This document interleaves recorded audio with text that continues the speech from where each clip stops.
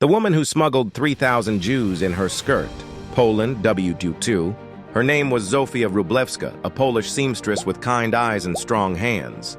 During the Nazi occupation of Poland, she appeared to be an ordinary woman, stitching hems, repairing soldiers' uniforms, and keeping her head down. But beneath her floorboards, in bolts of fabric and folds of cloth, she hid an empire of resistance.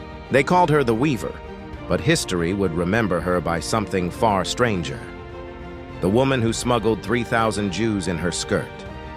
The pattern of defiance. Zofia worked for a German textile supplier during the war, which gave her regular clearance to cross in and out of ghettos and checkpoints with fabric, patterns, and deliveries.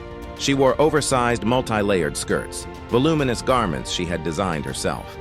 But they weren't just fabric, they were blueprints. Hidden in the lining were identification papers forged by the resistance. Stitched inside the hem were tiny maps, hand-drawn in ink and thread. Between the pleats, she hid microfilm photographs and, at times, coded messages sewn in Morse stitch. But what made her infamous was this: she used her skirts to smuggle out children. The silent cargo Zofia modified the lower lining of her skirts with secret compartments, padded, ventilated, and camouflaged. One child, no older than 5 or 6, could hide within the folds as she walked past Nazi guards.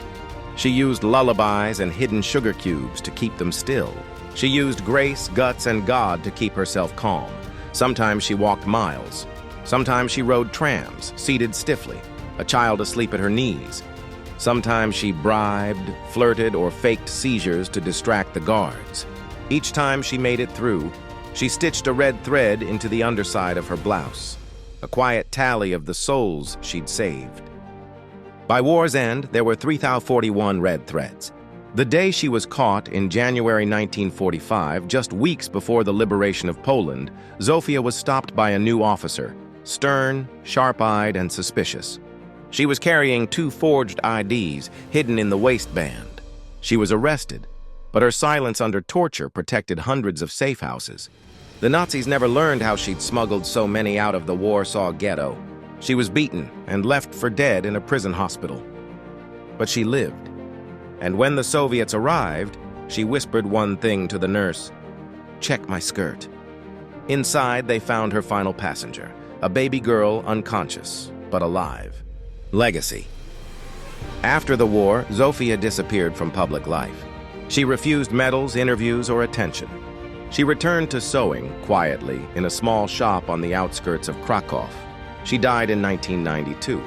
Her skirts, saved by a cousin, were donated to the Poland Museum of the History of Polish Jews, where one hangs today. Inside the hem, hand-stitched Hebrew, Polish, and Yiddish letters. A hidden message: every life is a stitch. If you tear one, the whole world unravels.